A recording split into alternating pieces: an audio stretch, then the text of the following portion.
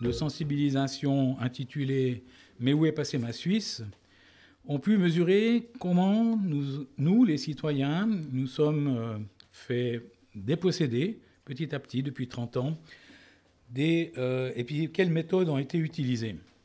Après notre armée en 1996, notre finance en 2014, cette année 2022 a mis en lumière les dérives d'un Conseil fédéral aux ordres des États-Unis et de l'Union européenne qui dirige maintenant le pays sans plus se soucier de ses citoyens. Après la dictature sanitaire d'Alain Berset, le passage en force de Viola Amherst avec ses F-35, dont personne ne veut, c'est le triste spectacle de la neutralité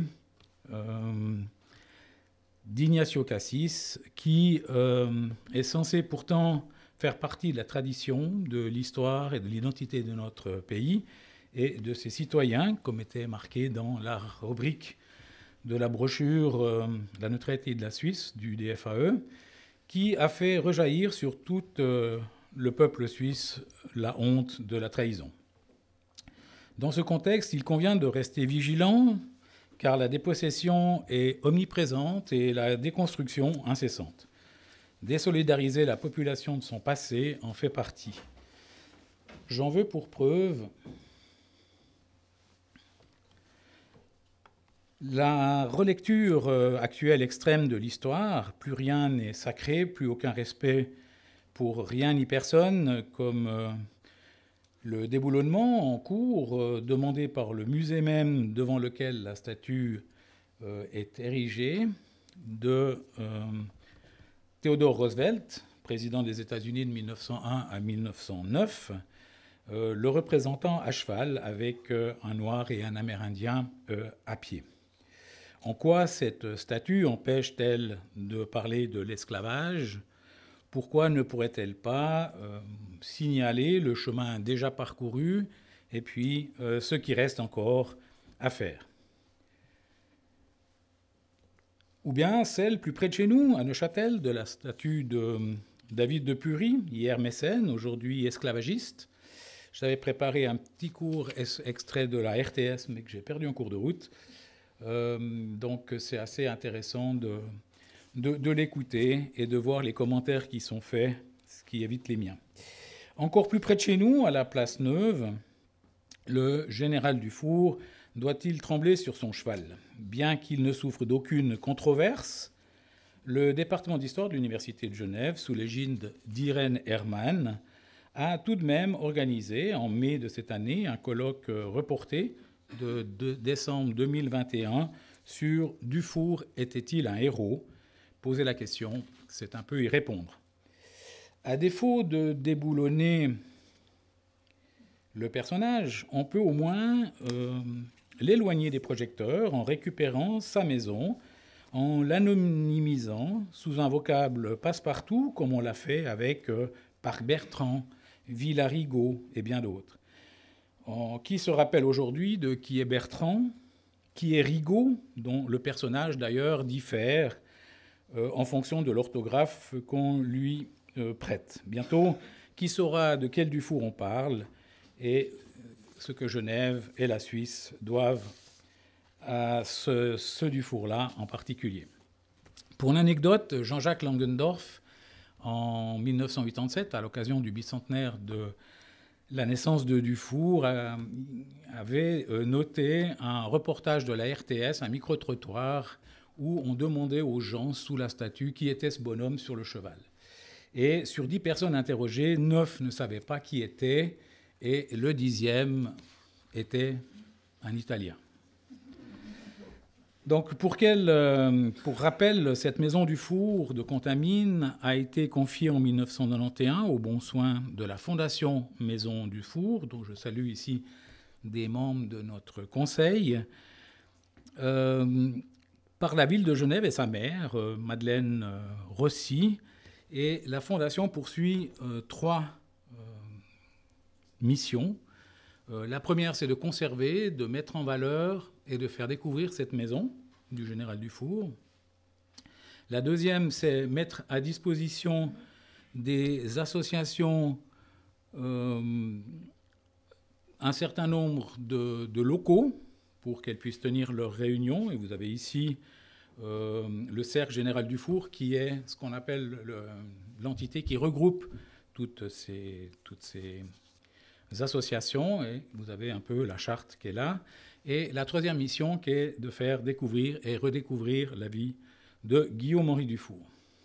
De longue date, la Maison du Four est perçue, et là j'en appelle aux gens du conseil municipal notamment, comme étant un repère de traîneurs de sabre, ce qui n'est pas quand même tout à fait vrai, puisque ça fait un certain nombre d'années que nos rapports de conseil de fondation reportent que un tiers des associations sont militaires, un cinquième des cotisations viennent d'eux, et seulement 30% des recettes de la buvette. Donc on voit qu'on est loin d'avoir que des militaires dans cette maison.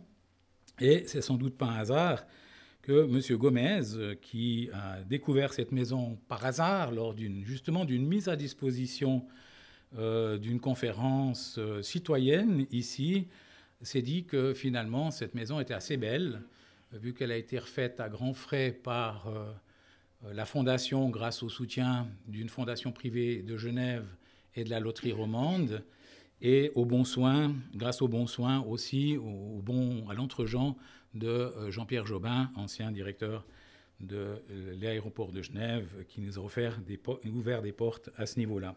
Et que cette maison, très belle, très bien rénovée, tout d'un coup pouvait être intéressante pour lui, pour la récupérer, pour éventuellement la ville, et lui donner une autre affectation. Et donc, l'intérêt peut-être pourrait être de convertir la Maison du Four et son parc en Parc du Four et sa maison de l'environnement, par exemple. Notre fondation est très inquiète de l'offensive de ce conseiller vert et de son service des espaces verts de la ville, le SEV, visant à paralyser ses activités et à l'empêcher de mener à bien sa mission. Elle prend donc très au sérieux cette menace de transformer cette propriété privée de la ville, relevant donc du domaine privé, en un parc ouvert au public qui relève du domaine public, soumis à un strict règlement d'application. La Fondation s'inquiète notamment de ce nouveau public qui va être amené, qui est composé essentiellement de propriétaires de chiens, moins intéressés par l'histoire de ces lieux et les activités qui s'y déroulent que par l'opportunité qui leur est donnée d'offrir à leurs animaux un espace plus standing pour leur déjection que le parc à chiens situé 50 mètres plus bas, dont, étrangement, des travaux insolites perturbent actuellement l'accès. D'où le titre de la présentation de ce soir, « Idéologie et patrimoine, est-ce incompatible ?», que je pourrais résumer en plaidoyer pour la sauvegarde de la mémoire de Guillaume-Henri Dufour. Vous noterez la désignation Villa Dufour sur ce panneau qui a été dévoilé, qui devrait être normalement encore caché, mais qui a été dévoilé sans nous aviser, alors qu'un recours est aujourd'hui en cours et que le public est déjà dissocié du général Dufour, car enfin, on ne va tout de même pas insister sur un général quand on veut la dissolution de l'armée. Vous noterez au passage aussi l'invitation faite aux chiens. Le cercle général G.H. Dufour, qui réunit les associations que vous retrouverez à l'écran, est donc majoritairement composé de sociétés du terreau genevois, comme la Société genevoise d'utilité publique, dont je salue les représentants, qui était d'ailleurs à l'origine de la fondation de la Croix-Rouge, la Société genevoise des écrivains, ou encore la Société genevoise de généalogie, dont j'ai aussi des membres sur lesquels je reviendrai tout à l'heure pour la présentation de Dufour. La Maison Dufour accueille aussi l'Association des intérêts de Champel et Florissant, le Conseil des anciens, qui sont des personnalités seniors de Genève, et les pensionnés de l'État de Genève. Elle donne des cours d'anglais et des leçons de piano, cours d'anglais aux enfants et des leçons de piano. Donc la méthode du SEV et de son ministre de tutelle pour nous pourrir la vie est assez astucieuse Elle consiste tout d'abord à interdire l'accès aux véhicules. Donc, imaginez que quand vous faites 12 heures ici pour vous occuper de cette maison, si toutes les 2 heures, vous devez aller passer 2 heures pour chercher un emplacement, bouger votre voiture, ça commence à venir un petit peu compliqué. Et comme on est bénévole, de mettre 300 francs par journée qu'on est là pour aller payer un parking, on ne va peut-être pas forcément le faire. Et aux heures où on finit en général, puisque la maison, à chaque manifestation, doit être laissée propre, puisque derrière, il y a d'autres associations. On en a quand même 32 ici. Et donc, une soirée comme maintenant, comme ce soir, eh bien, on doit tout nettoyer et on rentre plutôt vers les 2 heures le matin. Donc, évidemment, aller chercher un transport public. Moi, j'habite à Blonay, donc je peux vous dire que ce n'est pas tout à fait réaliste non plus. La deuxième chose, c'est d'exiger des autorisations pour les manifestations extérieures. Alors, on nous dit, oui, oui, pas de souci, vous les aurez. Mais au premier exemple qu'on donne, on dira, mais là, vous n'avez pas le droit. Faire une pièce de théâtre à l'extérieur puis demander de l'argent, mais non, on ne pouvait pas demander de l'argent si c'est sur la place publique. Donc, à chaque fois, on va nous dire, oui, oui, mais en fait, non, pas pour celle-là. Ne plus accepter de distinction entre le public et les usagers de la maison. Autoriser le public à s'incruster. Donc, ils ont réussi à nous mettre 2 bancs de chaque côté de la maison à 8 mètres des fenêtres, ce qui fait que n'importe qui peut écouter ce qui va se passer dans ces pièces et cancaner dans la ville pour reporter ou colporter. Le but du SEV est de confiner les usagers de cette maison à l'intérieur de la maison, c'est-à-dire que le gravillonnet fait partie des espaces verts. Perturber la sérénité des lieux en amenant des chiens, perturber les confidentialités, on l'a vu, des réunions avec des bancs qui sont sous les fenêtres. Donc on aura l'occasion de discuter ça lors du débat où je prie d'ailleurs les caméramans à la fin de couper les caméras pour le débat. En raison des dernières dispositions surréalistes prises à son encontre, la Fondation a décidé d'annuler la garden party. Elle est où ? Je l'ai perdue. La garden party. Alors, vous n'avez pas vu les associations, alors, du coup ? Vous les avez vues ? Ok, je suis plus rapide qu'eux. Donc, à la trappe, la garden party, quand même, qui est assez magique. 220 personnes l'année passée, ici, avec des tables nappées, drapées, en période de Covid, donc avec les dispositions sanitaires, on a réussi à faire des miracles. On a amené des associations, on voit ici les fêtes costumées et la musique de marche des Vieux Grenadiers. Donc on fait vivre Genève, on donne un peu d'animation. Le public est invité à nous rejoindre, évidemment pas tout le public. Et le problème de la confidentialité des lieux, c'est que vous imaginez une manifestation comme ça, et vous avez quelqu'un, puisqu'on ne peut pas refuser le public, puisque ça serait un parc public, eh bien, vous avez quelqu'un qui vient avec son chien manger son sandwich, puis qui vous regarde sous la table. Enfin, voilà le type de choses à laquelle on s'attend. Alors, passer à la trappe également des pièces de théâtre, comme on avait fait ici, les confidences de Napoléon III à Dufour au soir de la débâcle de Sedan, où on avait fait derrière, puisque le départ de cette crise, cette guerre a été faite à cause de la guerre la succession au trône d'Espagne, et on s'était dit que manger une paella derrière, c'était rester un petit peu dans le concept, et évidemment c'est sympa quand on la mange dehors. Mais si on doit demander une autorisation et puis de la changer s'il fait beau, s'il fait pas beau, enfin vous voyez un petit peu que c'est un peu compliqué. Et donc cette année, on a annulé également les représentations du 400e anniversaire de Jean de La Fontaine et du 310e anniversaire de Jean-Jacques Rousseau, pour lesquels on devait faire des pièces dans le jardin. Comme je l'ai mentionné, la Fondation et ses membres sont politiquement neutres. Toutefois, si la menace devient politique, il conviendra peut-être que la Fondation s'intéresse d'un peu plus près à ceux qui entendent lui faire du tort, et de se poser la question si les partis politiques ne seraient pas nocifs pour les intérêts de la population, et si c'était le cas, quel intérêt les citoyens auraient encore d'y recourir. On sait que ça commence à être un débat, puisqu'on commence à avoir des gens qui sont hors parti. Je vous signale ce livre quand même d'un homme du sérail qui connaît bien le système politique pour l'avoir utilisé habilement à son avantage pendant des décennies, Daniel Cohn-Bendit, dont vous avez ici quelques citations, et une autre aussi qui dit « Volonté de rester libre, mobile, critique, de ne pas appartenir, refus d'adhérer à un camp, de suivre la ligne d'un parti, c'est le retour de l'autonomie du sujet.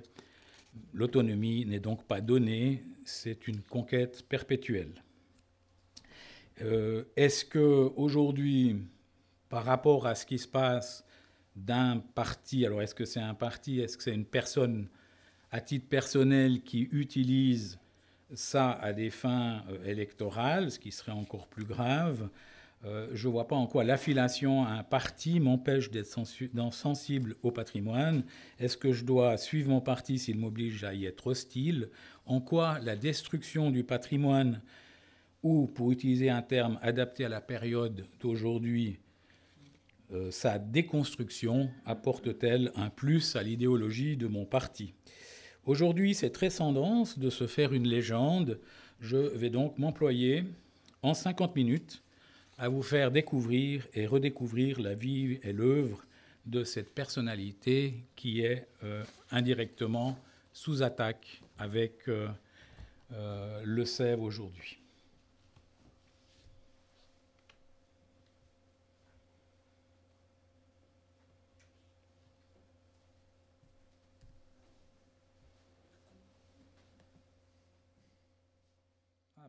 Voilà, je vous passe juste le petit film sur Dupuy, quand même. Faut-il renverser les statuts de personnages historiques controversés? Ce débat né aux États-Unis s'est exporté jusqu'à Neuchâtel, où il vient de se résoudre par un compromis. On ne renversera pas la statue du négociant David de Pury, qui s'était enrichi dans l'esclavage, mais on va ajouter une plaque explicative. Yoann Métry, Léa Gelmini. Les pigeons de la place Pury ne verront pas leur perchoir disparaître.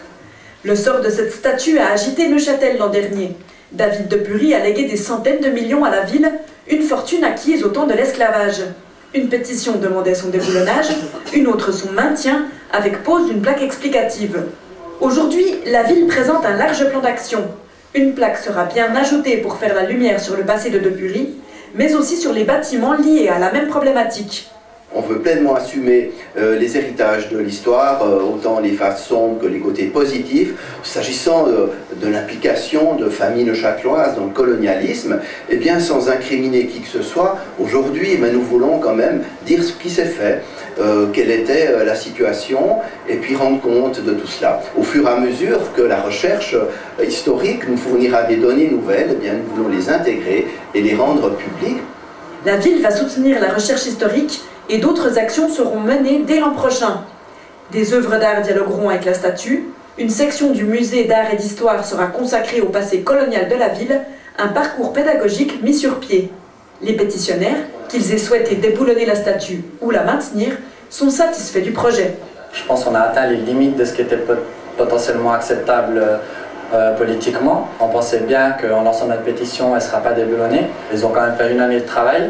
Ils engagent des process qui sont très importants pour nous en termes d'éducation, avec le parcours pédagogique et avec la recherche. Je pense qu'il y a une réflexion en profondeur sur notre passé, ça peut être que profitable pour le futur.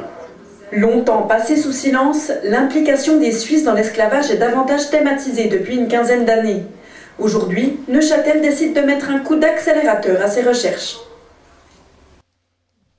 Voilà, c'est le commentaire. Et revenons à notre ami Dufour.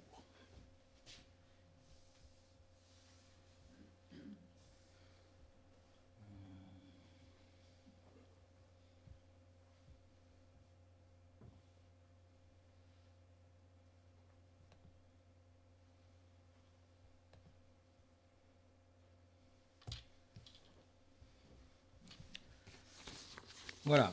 Alors, raconter Guillaume-Henri Dufour en 50 minutes chrono, c'est une opération assez redoutable.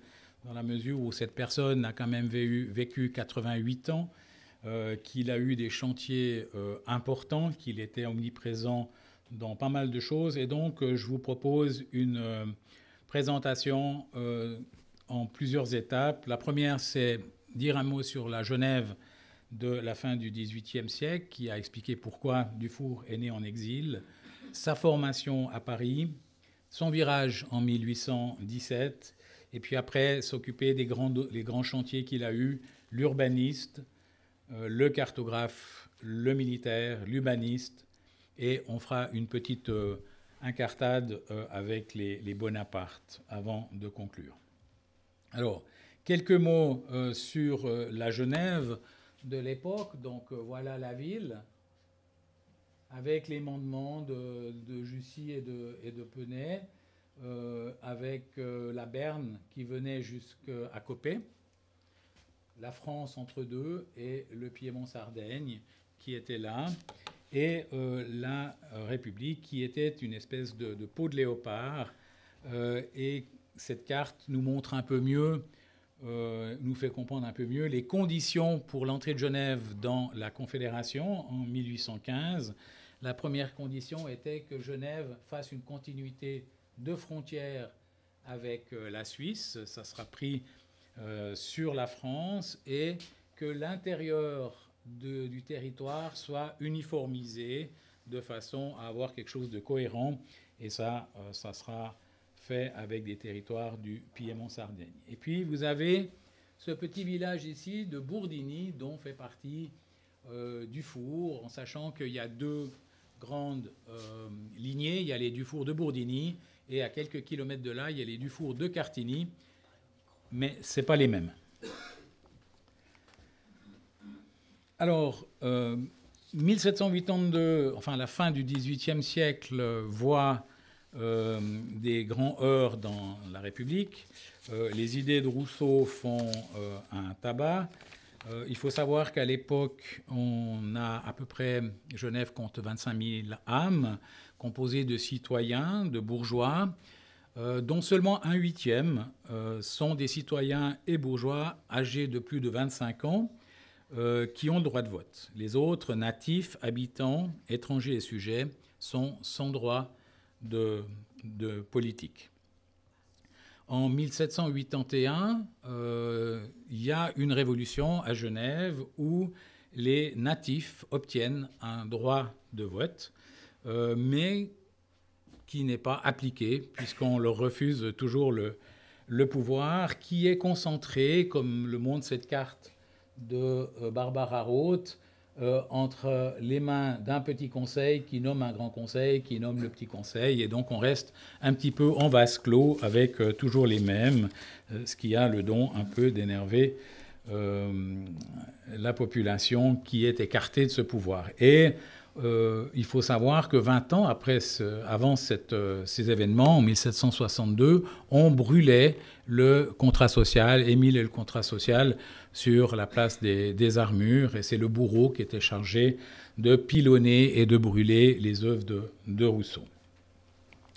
Alors, évidemment, quand les gens ne sont pas contents, il y a révolution, on enferme le petit conseil, l'ancien conseil, l'ancien régime, je veux dire. Automatiquement, les puissances d'à côté, qui sont la France, la Savoie et Berne, viennent à la rescousse. On voit ici le plan d'attaque qui est assez concentré sur le côté de la Servette, avec toutes les positions d'artillerie qui sont placées pour le pilonnement de la ville. Et donc, les insurgés doivent décider s'ils vont jusqu'au bout et qui font périr une grande partie de la population, ce qui n'était pas leur volonté. Et donc, ils décident de capituler.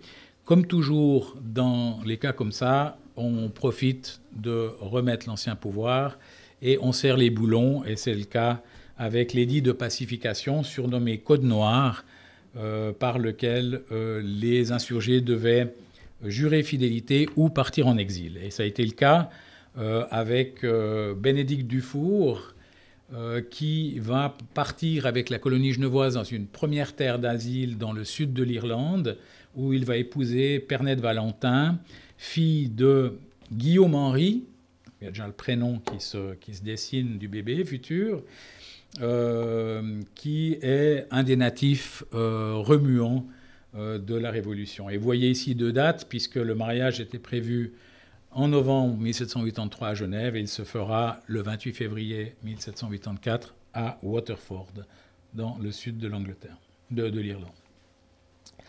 La première destination est un fiasco, et donc les exilés vont trouver une nouvelle terre d'asile à Constance, où l'empereur d'Autriche, donc ça faisait partie de l'Autriche à l'époque, Joseph II, leur donne le couvent des bénédictins qui leur permet, ou des dominicains plutôt, et c'est là que Dufour va naître dans cette maison de la Wessenbergstraße 14 aujourd'hui, où on a encore une plaque qui porte son nom.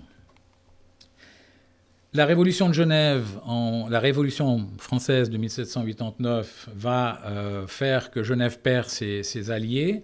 La Révolution est aux portes de Genève, à Carouge, en 1792, et on voit une certaine ouverture pour le retour des exilés. Et fin 1792, on a déjà le papa Dufour, Bénédicte, qui est aux affaires de la République. En sachant que cet édit de 1792, qui annule celui de 1782, est important pour Genève parce que c'est les traités qui va égaliser les citoyens sur le canton. Je fais un saut dans le temps pour vous parler de sa formation à Paris. Donc Genève est envahie par la France, la Suisse aussi, mais séparément. Et donc Guillaume-Henri peut faire candidature pour l'école polytechnique à Paris.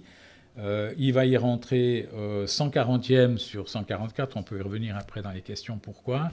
Et il s'était juré d'en sortir en bonne place, c'est ce qu'il fait, puisqu'il sort 5e de sa promotion, les premiers pouvant choisir leurs armes.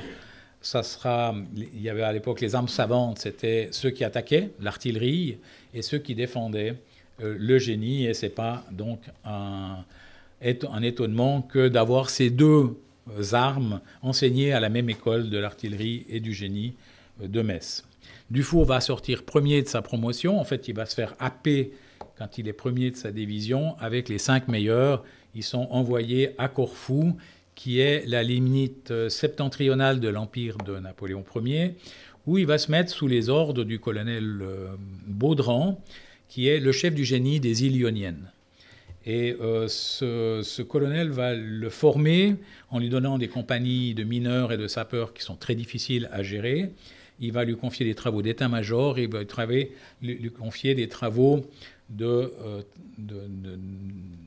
sur le terrain, en cartographie et en relevé cartographique. Et vous avez cette carte ici qu'on disait qu'elle était tellement précise en fait, qu'on pouvait mesurer le calibre des pièces d'artillerie qui étaient posées. Et c'est étonnant parce que ce plan qui était envoyé au musée de la guerre de Vincennes, en fait, a été soi-disant perdu, mais on a retrouvé une copie dans les archives de Dufour, et donc c'est une copie de cette carte des archives Dufour qu'on a. Le 11 juin 1813, Dufour va faire une reconnaissance sur la côte albanaise et il va se faire prendre dans une embuscade tendue par la marine anglaise qui fait le blocus de l'île, et sa canonnière va avoir un obus, va être touchée par un obus qui va mettre le feu. Elle va exploser et Dufour doit son salut à être sauté à la mer avec bottes, épée et chapeau, ce qui va le protéger en partie. Mais il va être grièvement brûlé. À l'époque, les Anglais ne s'embêtent pas de gens qui ne reprennent pas le combat. Leur but, c'est qu'ils arrêtent le combat. Donc si quelqu'un est suffisamment atteint, on le conduit dans un lazaret pour être soigné. Et comme ça, ça ne prend pas des ressources ni du temps à du personnel de l'armée. Et donc c'est le cas, Dufour est emmené au lazaret de Corfou où il est soigné. Et c'est pour ça que sa statue de la place Neuve le cheval lève la jambe gauche en signe de blessure au combat, selon disons les statues équestres. En général, quand le cheval lève une jambe, c'est que le cavalier a été blessé au combat. S'il lève les deux jambes, c'est qu'il est mort au combat. Vous voyez la statue de Napoléon sur les deux pattes arrière. Et s'il a les quatre pattes sur le sol, c'est qu'il n'a pas été blessé. Mais ça, c'est une théorie qui n'est pas appliquée par tous les gens qui font des statues. Pour preuve, celle du général Guisan qui lève la patte pour montrer un signe de dynamisme de son cheval. En sachant, pour la petite histoire, que Dufour n'aimait pas trop les chevaux. Déjà que par petits moyens qu'il avait, ils s'étaient mis à 3 ou 4 pour acheter un cheval, et donc ils le montaient quand ils avaient un peu le temps, ils se le partageaient. Voilà un peu les grandes lignes de la carrière de Dufour français. Donc il va finir comme capitaine du génie du Premier Empire. Au moment de la capitulation de Bonaparte, enfin de Napoléon Ier, il va demander un congé sabbatique, duquel il est rappelé lors du débarquement de Napoléon à Golfe-Juan, et il va être rappelé et il va louper l'empereur à Grenoble, où il était appelé pour faire les fortifications contre les troupes autrichiennes. 1817, c'est une année importante pour lui, puisque Genève étant entrée dans la Confédération, il doit décider s'il va être suisse ou rester français, donc en sachant qu'il a été français avant d'être suisse. Et donc il va choisir, comme il était aussi en demi-solde en France, puisque quand même la royauté avait fait confiance à des officiers qui les avaient trahis lors des 100 jours. Il se méfiait un peu de ces bonapartistes, et donc la carrière de Dufour là-bas n'était pas forcément très grandiose. Et donc il décide de rentrer à Genève. Il va commencer par épouser Madame Bonneton. J'ai oublié son prénom tout d'un coup, on va y arriver. Suzanne Bonneton, qui est la fille du graveur de médailles Théodore Bonneton, qui a fait la médaille de Jean-Jacques Rousseau. Ils vont avoir 4 filles, malheureusement pas d'enfants, et on y reviendra pour la généalogie que vous avez au mur ici avec toutes les photos de famille. Il va donner des cours à l'Académie. Genève n'était pas encore une université parce qu'il manquait la discipline de la médecine. Et je regarde la médecine là-bas. Et donc, il va être un petit peu partout. Il va enseigner, il va faire des recherches, il va faire des communications. Et on le voit dans différents domaines. Pareil pour les sciences. Donc, c'est quand même un ingénieur formé à l'École polytechnique de Paris, et on va le retrouver dans différentes analyses, dans des domaines assez variés, et notamment les ponts suspendus sur lesquels je reviendrai tout de suite. Mais pour ça, il faut que je vous parle de la Genève de l'époque, qui était enfermée dans ses murs avec 3 portes, la porte Neuve, la porte de Rive et la porte de Cornavin. Et je ne résiste pas au plaisir de vous les présenter recto verso, si on peut dire, parce que ce n'est pas tous les jours qu'on voit ces images. Ici, la porte de Rive, ici, la porte Neuve, qui se situait exactement à l'endroit du cheval de Dufour et pas au niveau du conservatoire, qui est un peu plus bas dans la place. Et on dit que comme Dufour avait mis son bureau dans ici, on dit qu'il est assis sur son cheval, il est assis là où il travaillait en fait. Et vous avez ici la porte de Cornavin, une fois les fortifications enlevées vers 1850. Alors voilà un peu la Genève. Et comme moi je ne suis pas historien, je vous ai truffé cette présentation de différentes interventions d'historiens de Genève.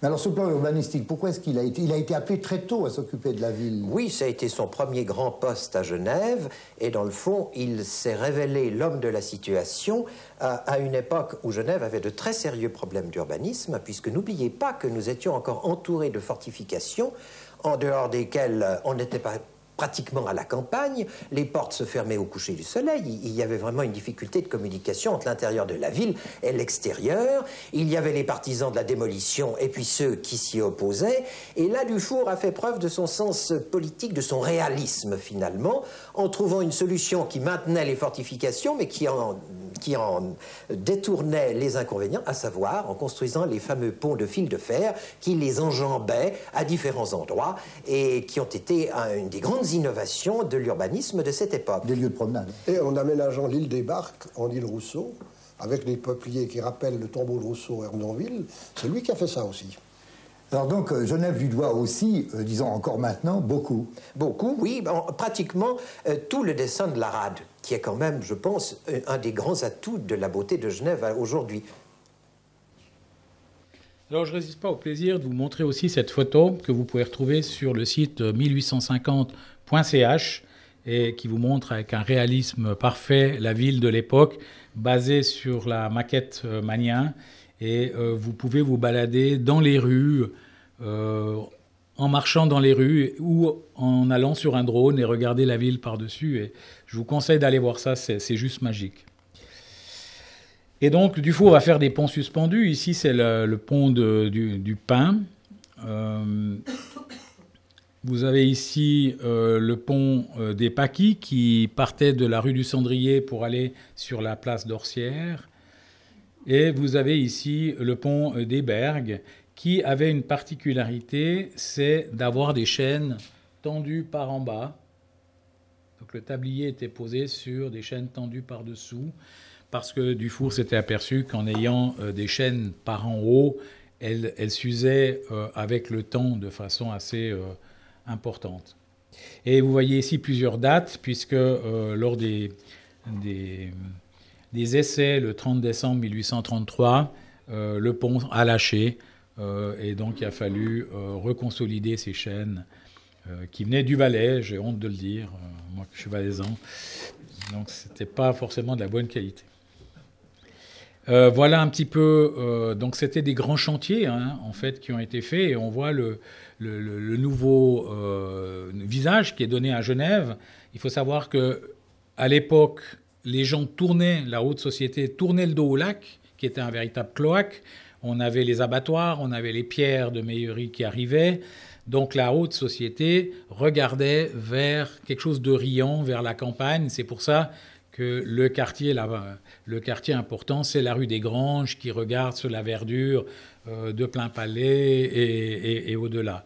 Et donc tout ce nouveau visage a été fait à une époque aussi où l'ancien ambassadeur des États-Unis à Paris, qui était ami avec un gars qui faisait des moteurs à vapeur, avait fait venir un bateau à fond plat sur le lac. Et donc, l'époque, les touristes étaient à l'extérieur des murs, avec des hôtels à l'extérieur des murs, et il fallait un peu aménager, puisque les dames, avec leurs robes, devaient enjamber des détritus qui étaient du côté de la ville. Et donc, on a donné ce visage quand même nettement plus classe. Et je vous en montre 2, 3.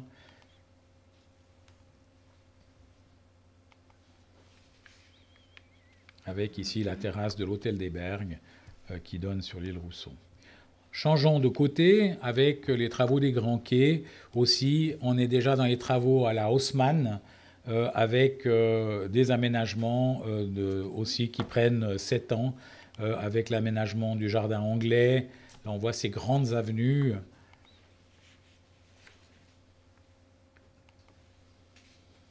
Voilà, je passe au deuxième pan des activités de Dufour qui a été la topographie. Et cette maison qui existe toujours à Carouge, à la rue Saint-Victor 22, porte la plaque du premier office topographique fédéral qui a été fait chez nous. C'était un travail, un chantier faramineux, puisque ça a pris quand même 33 ans avec 25 cartes au 1 100 000. Et là, on a pour la première fois une vision politique. Et c'est là le côté novateur et surtout anticipateur de Dufour. C'est à une période où la Suisse s'entre-déchire. On est aux portes de la guerre du Sonderbund, de la guerre du Sonderbund, qu'on dessine déjà une Suisse où on gomme les frontières cantonales pour en faire un tracé fédéral. Donc c'est la première carte politique de la Suisse, nettement avant qu'on ait la Constitution de 1848. Donc là, il va prendre toutes les dernières technologies en pointe de l'époque. Il va faire des mensurations dans le terrain au 1,25 millième et en montagne au 1,50 millième. Il va travailler sur le mètre au lieu de la toise, qui était en usage jusqu'à ce moment-là. Et il va, on y reviendra tout de suite, prendre un éclairage oblique qui va trancher avec l'éclairage zénital qui, au 100 000, aurait donné quelque chose de tout noir. Et on va voir qu'est-ce que ça va donner.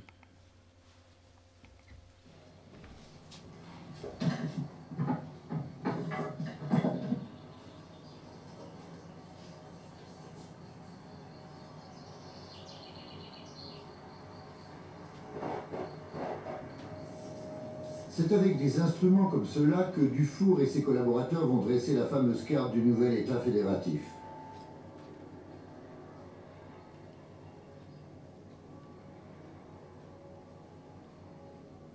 Il a commencé ses travaux en 1838, au moment où la Diète lui a octroyé un crédit qui lui a permis d'ouvrir un bureau topographique à Genève.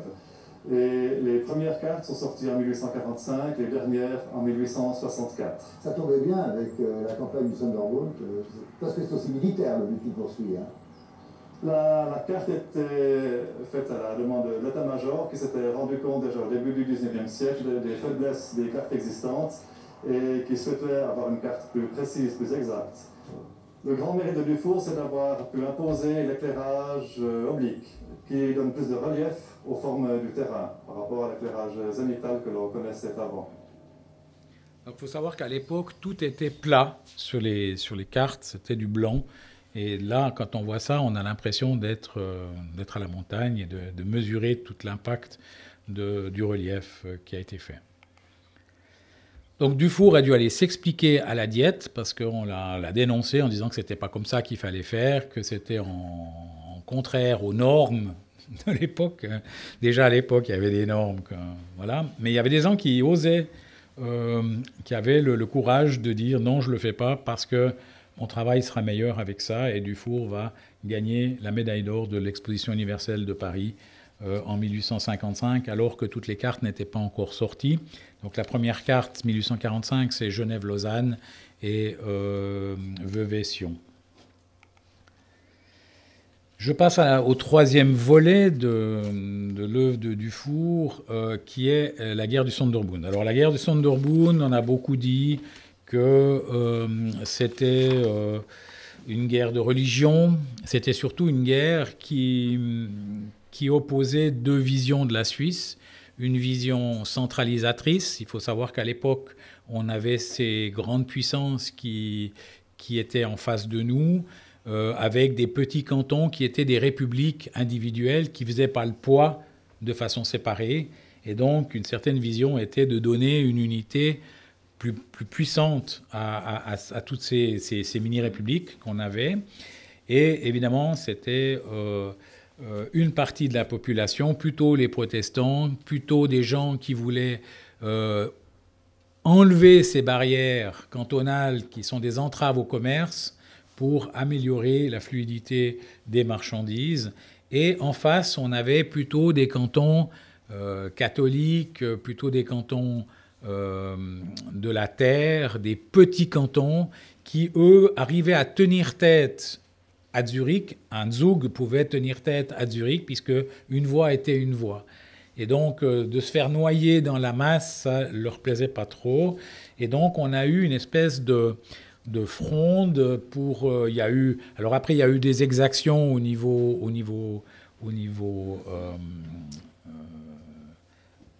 niveau des religieux, et ça c'est indéniable, avec des couvents qui ont été fermés, des mesures de rétorsion, des corps francs qui ont été envoyés contre Lucerne, qui se sont fait massacrer. Il y a eu tout un vent un peu de violence de 1830 jusqu'à 1845. Et on a ces cantons catholiques qui ont eu peur d'être un peu mangés par une confédération qui finalement n'était pas intervenue pour défendre leurs droits, et ils se sont mis ensemble dans une alliance séparée, le Sonderbund, et le fait qu'ils demandent des appuis à l'étranger devenait une menace pour la confédération qui a décrété la mobilisation et la guerre. Alors, on le voit dans la guerre du Sonderbund, par exemple, c'est la rapidité de la manœuvre qui, au fond, commande toute la direction de la troupe. Oui, Dufour alors, a une idée en tête, c'est la rapidité. C'est la rapidité pour des raisons qui sont d'abord des raisons, je dirais, presque bassement matérielles. Nous sommes à la veille de l'hiver, nous sommes au mois de novembre. Il n'a pas très confiance dans ses troupes de milices qui sont... L'armée de cette époque est une armée extrêmement déficiente par bien des égards au niveau des états-majors de l'artillerie, de la cavalerie. Donc il faut faire une campagne rapide, il faut renvoyer ces gens dans leur foyer. La Suisse est un pays alors extrêmement pauvre, les récoltes de 1846 ont été catastrophiques, il faut donc, comme dans toute l'Europe, il faut par conséquent réduire les frais au maximum. Et puis finalement il y a, mais alors ça c'est une dimension qu'on a peut-être souvent un peu trop exagérée, il y a quand même une certaine crainte d'une possible intervention étrangère. Tout à fait. Donc tout dicte la rapidité. Voilà. Alors ici vous avez les troupes, comme elles sont disposées sur le terrain, au niveau tactique, avec le Valais qui ferme ici, Fribourg totalement isolé des autres cantons. Alors, je ne résiste pas au plaisir de vous montrer les textes, enfin de vous faire ressentir les textes, parce que c'est parmi les plus beaux textes de Dufour, d'un général humaniste qui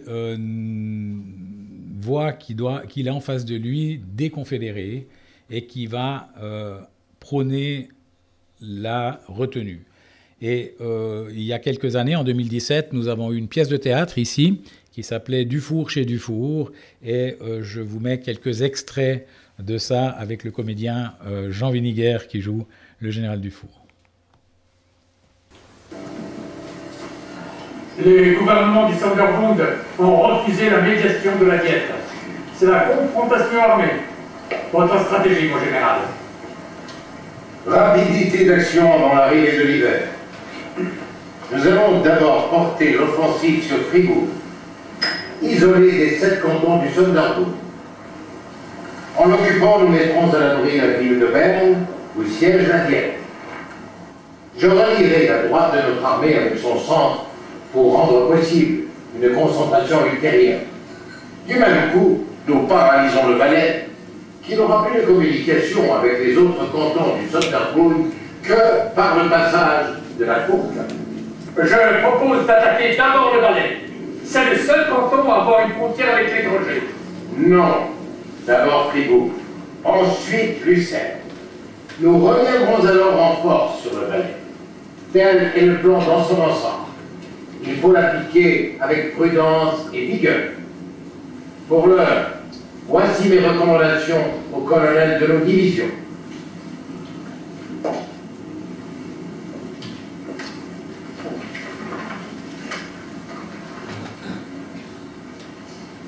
Engager les troupes à se conduire avec modération. Ne pas se livrer à de mauvais traitements qui irriteraient les populations. Avec les otages, redoubler les gardes et les bien traiter. Mais la guerre n'est pas une action de bienfaisance. Empêcher à tout prix la violation des églises et des établissements religieux pour faire disparaître le caractère professionnel de cette guerre. Et c'est un protestant qui parle. Faire respecter les propriétés des magistrats et fonctionnaires publics. Ben oui. Faire soigner les blessés ennemis comme les nôtres. Désarmer les prisonniers. Ne leur faire aucun mal. Ne leur adresser aucune injure. Les traiter aussi bien que possible. Les laisser rentrer chez eux s'ils s'engagent sur l'honneur à ne pas reprendre les armes. Cela ne tiendra pas à l'épreuve des faits. Que les violences ne soient pas de notre côté, s'il doit y en avoir, que tout le Dieu en pèse sur le parti opposé. Retenir la fureur du soldat, épargner les vaincus.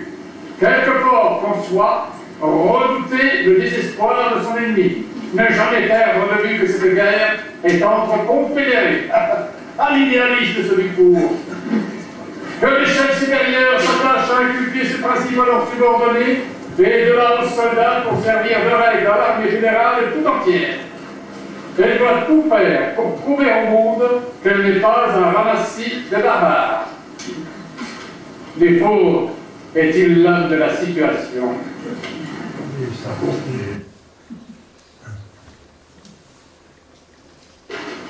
Soldats confédérés, je n'ai que quelques mots à vous dire en ce moment solennel. C'est pour faire exécuter les décrets de la Diète, l'autorité supérieure de la Suisse, que vous avez été appelés à sortir de vos cantonnements. La Suisse a déployé la bannière nationale sous laquelle tout bon citoyen doit se rallier. N'oubliez pas que votre devoir le plus sacré est de la défendre de toute votre énergie et même au prix de votre sang. Soldats, il faut sortir de cette lutte non seulement victorieux, mais encore sans reproche. Il faut qu'on puisse dire de vous, ils ont vaillamment combattu, mais ils se sont montrés partout humains et généreux. Je mets sous votre sauvegarde les enfants, les femmes, les vieillards et les ministres de la religion. Celui qui porte la main sur une personne inoffensive se déshonore et souille son drapeau. Les prisonniers, surtout les blessés, méritent vos égards et votre compassion. Vous vous êtes souvent trouvés avec eux dans les mêmes camps. Vous ne ferez aucun dégât dans les campagnes. Vous saurez supporter les privations momentanées que la saison peut amener. Il y a plus de mérite à supporter les fatigues et les privations de la vie militaire qu'à déployer du courage sur un champ de bataille. Si tout se passe comme je l'espère, la campagne ne sera pas longue et vous rentrerez dans vos foyers avec la satisfaction d'avoir fait respecter l'indépendance de la patrie et sa neutralité.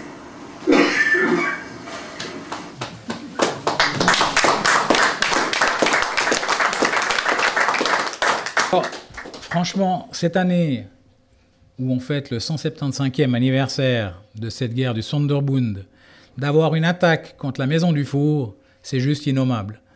Et je fais une proposition au conseiller municipal qui est avec nous et qui, est, encore une fois, a eu la gentillesse de prendre sa pause, merci Rémi, de prendre sa pause municipale avec nous. Je pense qu'une proposition pourrait être que le conseil municipal vienne découvrir Dufour en cette année ici. Et que cette maison, au lieu d'être attaquée, soit sauvegardée et qu'on n'aille pas à chaque année, chaque 12 ans, qui est le maximum de la longueur que peut proposer un conseiller administratif, craindre pour cette maison avec toutes sortes de propositions les plus extravagantes les unes des autres. Et donc, pourquoi une proposition qui pourrait être faite, c'est pas gagné, hein, mais ça vaut la peine, quand on montre aux gens le personnage qu'on a, de dire pourquoi on ne donnerait pas un droit d'usage de la maison, un droit du sol pour 25 ans et qu'on n'ait plus toutes ces dérives à faire dans l'intervalle. Alors, ici, vous avez le plan de Fribourg, vous avez aussi toute la stratégie de Dufour qui a été apprise avec la tactique napoléonienne. Vous avez toutes les batteries d'artillerie qui sont déposées contre Fribourg, qui est entouré des montagnes. On a le Fribourgeois ici de service, qui aura été un vrai désastre. Donc le principe, c'est de mettre une concentration de puissance telle qu'en face, on n'hésite pas à capituler en sachant que là, il n'y a aucune chance.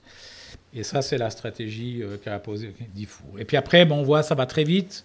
Vous avez les dates et on va finir prendre du temps. Donc on prend un moment pour recentrer les troupes pour la bataille sur Lucerne. Et là, du 23 au 27, ça va très vite. Et puis on prend une petite pause pour le Valais, que Rie et Constant voulaient constamment attaquer. Et que Dufour disait mais non, mais 3 fois non, vous attaquez pas. Et puis il en suit une Dufourmanie, alors telle que tout était Dufour. Vous aviez des biscuits Dufour, des foulards Dufour, le roi de cœur était Dufour. Vous avez la statue de Vella qui est là, qui a été commandée pour le palais du gouvernement à Bellinzone, où il y est toujours, et dont vous avez une copie que Vella a donnée à Dufour. Dufour l'a donné au musée militaire de Genève, et de cette copie a été fait le bronze que vous avez dans le hall. Et puis vous avez même une petite pipe, la Dufourly, pour montrer jusqu'où on y allait. On parle toujours du général Dufour, on ne parle pas de Dufour, l'homme de la Croix-Rouge, ou de Dufour, le diplomate, ou de Dufour, l'homme politique. C'est dire que l'image de Dufour est d'abord celle d'un militaire. Et pourtant, dès qu'on a dit le mot militaire, on ajoute tout de suite le pacifiste, le pacificateur, l'homme du juste milieu. Alors, ce que j'aimerais demander à Jean-Jacques Leugendorf, c'est quelle image première, je dirais, ressort dans sa récente biographie de la personne de Dufour. Bien, je dirais qu'il en ressort d'abord et avant tout l'image d'un militaire. Comme disent nos amis suisses-allemands, il faut remettre l'église au milieu du village. Et Dufour a été militaire dans l'âme, il l'a dit lui-même, c'est au milieu des canons que Dufour se sent comme un poisson dans l'eau. Dufour a passé par l'école polytechnique de Paris à une époque où elle était la plus militarisée de son histoire, n'oublions pas. Il passe par l'école d'application du génie, qui était également une école militaire très sévère, et ensuite il fait ses armes à Corfou, sous des chefs qui sont véritablement des militaires de haute tradition, comme le colonel Baudran ou le général Bonzelot. Et Dufour aime avec passion son métier. Dufour aime avec passion son métier, c'est-à-dire l'art de la guerre. Il n'aime pas la guerre. Et alors, précisément, quel est cet art de la guerre dont Dufour se veut le serviteur, et quels sont les éléments essentiels de l'art de la guerre selon Dufour? Oui, c'est une vaste question. Il y a, si vous voulez, deux tendances un peu contradictoires, je dirais, chez Dufour. Dufour est un homme qui, comme tous ces soldats de sa génération qui ont servi sous l'Empire, il est un homme qui connaît fort bien toutes les leçons de la stratégie et de la tactique napoléonienne. Et là, l'influence est évidemment très grande, mais en même temps, il reste, par certains aspects, un homme des conceptions militaires du XVIIIe siècle. Et qu'est-ce que signifient les conceptions militaires du XVIIIe siècle? C'est-à-dire qu'on s'en tient à des guerres, si possible limitées, si possible courtes, si possible peu sanglantes, et si possible qui laissent à côté du champ de bataille les civils, les non-combattants. Un petit peu changé aujourd'hui. Si on sait que Dufour a été général, ce qu'on oublie peut-être, ou qu'on sait moins, c'est que Dufour a été nommé encore 3 autres fois général. La deuxième fois, c'était en 1849, dans l'affaire des réfugiés badois, dans les guerres qui secouaient les Länder du sud de l'Allemagne, où on passait par la Suisse pour aller prendre les autres à revers. Ça, c'était en 1849. Et là, on voit tout le génie de Dufour qui a été de désamorcer la crise avec des Suisses qui se battaient contre des collègues suisses. Et s'ils n'avaient pas eu cette réconciliation rapide, sans cicatrice, eh bien, on n'aurait pas pu avoir ces mêmes gens repartir à un côté de l'autre pour une guerre à peine 18 mois plus tard. La troisième, qui a été beaucoup plus chaude, c'était l'affaire de Neuchâtel entre la Prusse et la Suisse. Et là, c'est assez intéressant parce qu'on a maintenant les travaux des Prussiens et les travaux de Dufour. Et là, on sait que Dufour avait vu faux et que à l'époque, la Prusse aurait été, c'est un peu l'armée soviétique qu'on a eue dans la Deuxième Guerre mondiale. On fonce, on bombarde et on va déposer le gouvernement à Berne. Et donc là, Dufour n'était pas tout à fait dans la cible. On ne sait pas comment il aurait retourné son camp, mais en tout cas, là, il n'était pas forcément très bien. Et puis, en 1859, on le retrouve, mais sans uniforme cette fois, pour protéger la frontière dans les guerres du Risorgimento italien pour l'unité italienne.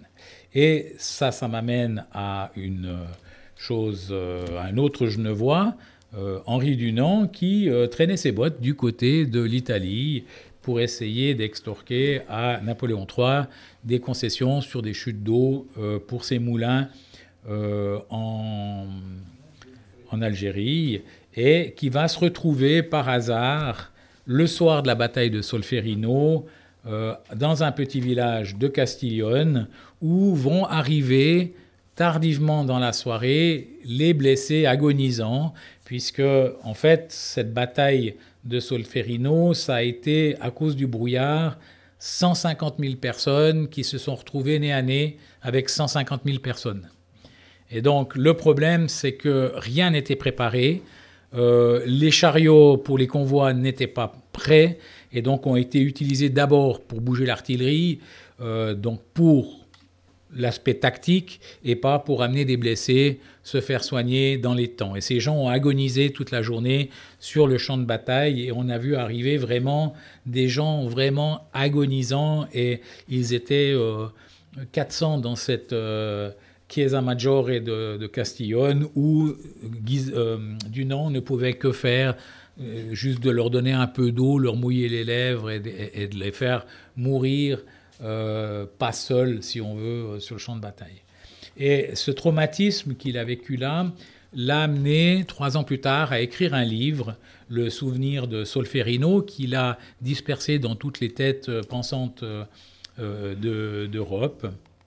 Et il mettait dans ce livre 2 propositions que vous pouvez lire. De la première, en fait, est née l'institution de la Croix-Rouge, et de la deuxième, il va essayer de négocier les conventions de Genève pour permettre aux gens qui travaillent d'être protégés. Et donc, il va s'adresser à la Société genevoise d'utilité publique, donc on a cité tout à l'heure, et qui est membre de cette maison, qui n'a pas les moyens de faire des choses à grande ampleur, des conférences internationales, et qui, comme toujours, dans les cas comme ça, va créer une commission, mais sauf que celle-là, elle est efficace. Donc, cette commission est composée de Gustave Moignet, qui est le président de la SGUP.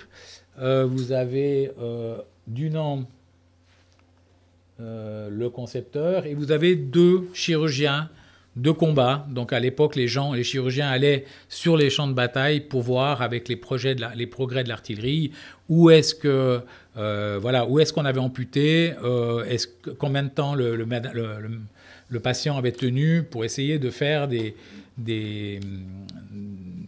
livres pour soigner ce type de blessure par rapport à l'avancement de l'artillerie. Et c'est ces 2 personnes qui vont emporter la décision, puisque la SGUP disait non, mais nous, on n'est pas prévu pour ça. Et ces 2-là ont fait en sorte que ça soit fait. Et on a pris Dufour, qui était l'homme qui avait tous les contacts avec ces superpuissances européennes. Et donc, le mois d'août, le 22 août 1864, on a la signature de la première convention de Genève, et vous verrez ici Dufour qui présidait la séance avec Gustave Moignet, le juriste, à côté, et vous avez un absent de taille, c'était Henri Dunant, puisque seuls étaient autorisés dans la salle les plénipotentiaires qui avaient le droit de signer pour les superpuissances. Et Dunant en a été un petit peu affecté, et il a fait un portrait, enfin une image comme celle-là, où il a mis son portrait ici, au mur, qui regardait la salle pour voir si, d'un œil attentif, s'il faisait bien ce que lui avait recommandé. il est incontestable que pour nous Suisses, le grand fait qui mérite notre reconnaissance à Dufour, c'est d'avoir résolu la crise du Sonderbund, mais pour l'humanité, c'est d'avoir été l'un des pères fondateurs de la Croix-Rouge.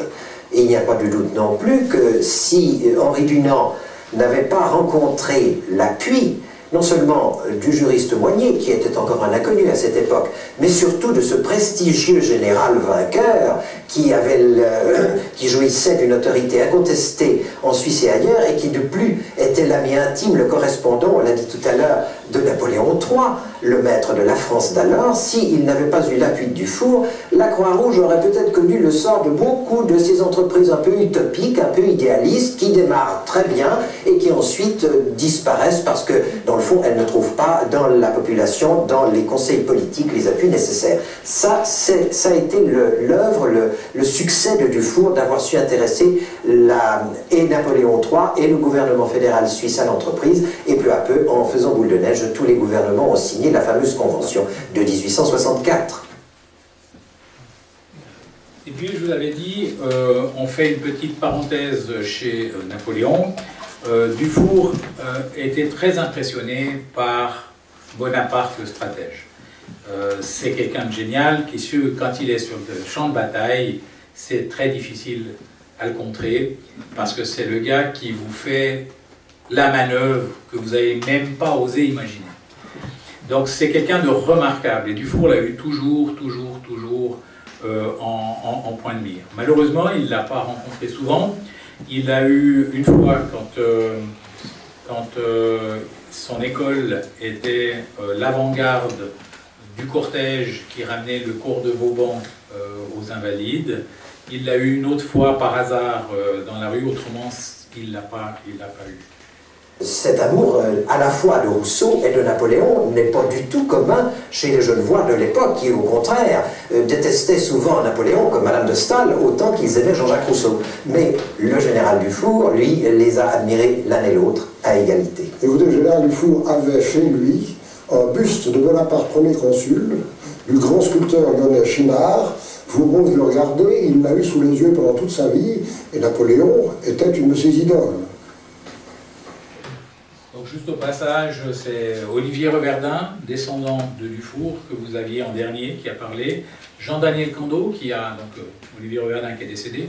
Jean-Daniel Cando, qui a 90 et quelques années, qui est membre de la commission historique de nos salons, qui est toujours vivant. Et puis, il est interviewé par Jean-Claude Favet, qui est historien aussi, et qui est décédé. Et vous aviez vu avant Jean-Jacques Langendorf, qui est le biographe de Dufour, qui est membre de notre commission historique, qui est en train de signer la préface d'un livre qu'on est en train de sortir, qui s'appellera « Les chats du général Dufour », et qui va présenter Dufour de l'intérieur, avec les anecdotes que seul un chat qui participe un petit peu à la vie de la maison peut avoir entendu dedans. Il sera assez sympathique à voir.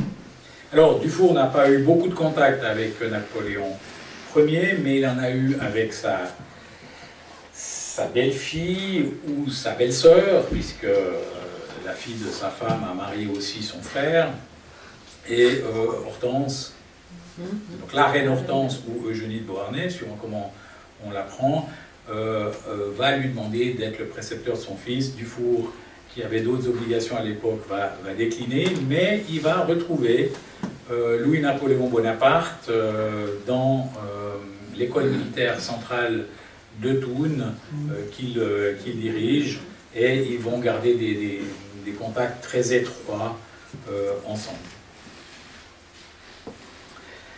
Alors, j'ai fait ces grands schémas sur la vie de Dufour. J'aurais pu vous parler de Dufour et la politique, parce qu'à lui tout seul, c'est un sujet assez conséquent, jugez plutôt.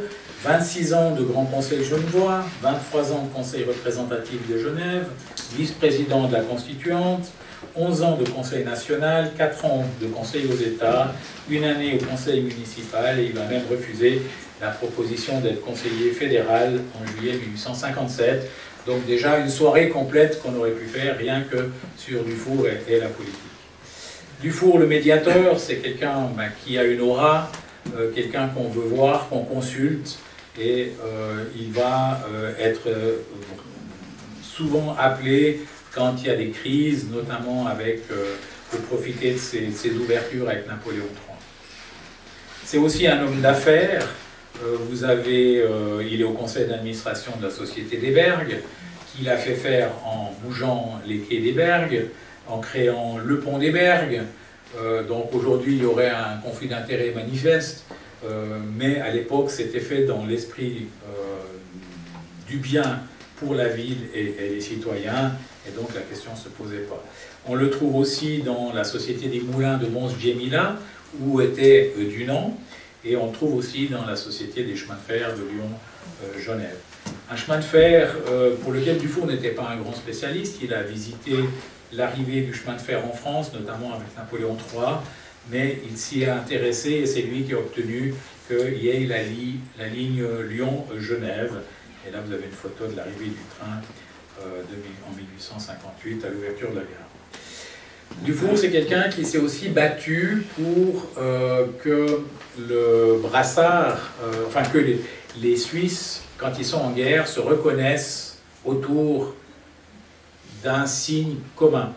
Il faut savoir que jusqu'à l'époque, c'était un colonel qui, avec ses propres deniers, montait sa troupe, et on avait le colonel des Fribourgeois, le colonel des Valaisans, et quand le colonel tombait sur le champ de bataille, les employés n'avaient plus d'employeurs, ils étaient plus payés, ils arrêtaient de combattre, ce qui a valu à la Suisse quelques déboires au niveau stratégique. Et donc, Dufour s'est battu pendant 10 ans, de 1830 à 1840, la guerre de Sonderbourg dès le 47, donc c'est quand même assez bien vu.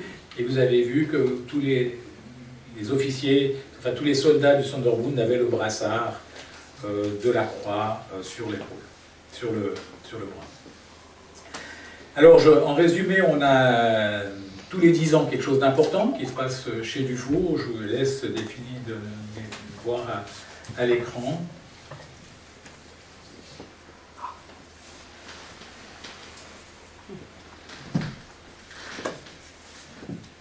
Et puis, j'en viens à ce portrait qui est là-haut et que je vous commente. Donc, vous avez ici, c'est quelques jours avant la mort de Dufour.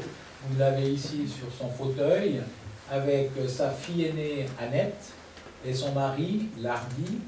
Vous avez leurs 3 filles, Suzanne, Emma et Sabine. Et c'est de Sabine que va avoir les 2 tiers de la généalogie qui est au mur ici, avec tout à gauche les Martins, les Reverdins, au milieu les Martins et les Aubert. Et nous avons parmi nous ce soir le grand créateur de cette magnifique généalogie, Lionel Rossella.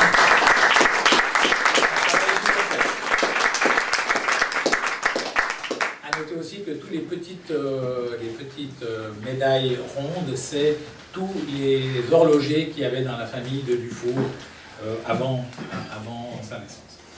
Et vous trouvez, la deuxième fille de Dufour est décédée en novembre 1874. Dufour va décéder le 14 juillet 1875. Là, vous avez sa 3e fille, Elisabeth, avec son mari, Adrien Cric, de la rue qui est juste derrière nous. Vous avez leur fille, Henriette, qui va donner la généalogie de droite, qui sont les 2 Gers, qui sont principalement en Suède, mais dont on a aussi des traces à Genève. Et puis, nous avons la 4e fille de Dufour, Amélie, qui n'aura pas d'enfant. Vous avez ici Elisa, qui est la sœur de Dufour, et vous avez ici une cousine Fazy. Donc il y avait des Fazy aussi chez les Dufour. Alors, j'aimerais juste dire qu'il y a eu peu de personnalités en Suisse qui peuvent se targuer d'autant de témoignages. On a des noms de rues dans plusieurs villes de Suisse, on a une université, on a une caserne militaire, on a des statues diverses, on a un bateau à vapeur, on a un timbre-poste, un billet de banque et, consécration suprême, la plus haute montagne de Suisse. Donc franchement, d'aller jeter ça aux oubliettes, c'est totalement innommable. Je laisse à Jean-Jacques Langendorf le soin de conclure. Il ne faut pas oublier une chose, je crois, c'est qu'il a eu une existence incroyablement longue, surtout pour le 19e siècle, 88 ans. Et alors, il y a des phases différentes dans l'existence de Dufour. Il y a un Dufour, je dirais en gros, avant 1847, jusqu'au Sonderbund, extrêmement décidé, extrêmement énergiques, ayant beaucoup de talent. Et ensuite, alors il y a un Dufour, surtout après 1852, l'installation de Napoléon III en France, les honneurs qui s'accumulent d'une manière incroyable. Il y a là alors un Dufour déjà beaucoup plus calmé, un Dufour qui navigue déjà dans sa propre légende, et on a souvent l'impression que le général regarde le général en train de faire le général. Vous voyez ce que je veux dire? Il est donc entré en fait dans l'histoire déjà de son vivant. Il est dans l'histoire de son vivant, et alors là, effectivement, il devient l'homme de l'extrême prudence, du juste milieu. Il y a, si vous voulez, une image qu'il ne faut plus compromettre. Et puis je vais laisser à Jean Viniguer le soin du tombé de rideau. Aimez-moi comme je vous aime.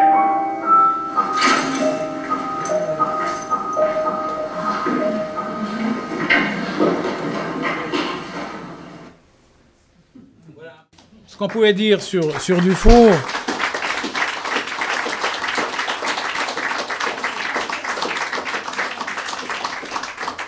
Ce que je pense qui pourrait être intéressant au niveau politique, ça serait que au lieu de s'accaparer Dufour pour un parti ou pour l'autre, que les gens aillent vers les gens des autres partis en disant « accaparez-vous aussi Dufour ».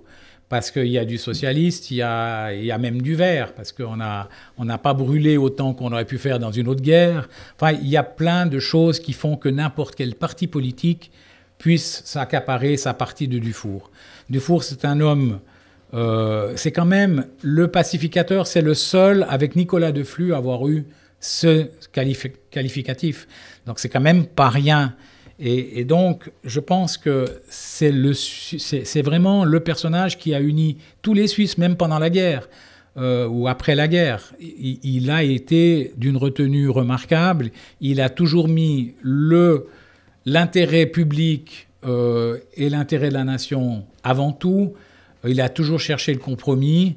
Je pense que c'est vraiment... S'il y a une personne aujourd'hui dans cette période totalement décousue et qui part dans tous les sens, avec des inepties qui sont faites où on n'imaginerait même pas que ça puisse continuer de la sorte, bien, d'avoir des personnages comme ça devrait être plutôt un endroit, et d'avoir la Suisse qui met une neutralité qui est utile, non pas pour aller accueillir des réfugiés, mais pour empêcher par les bons offices que les gens doivent quitter leurs locaux et leur région.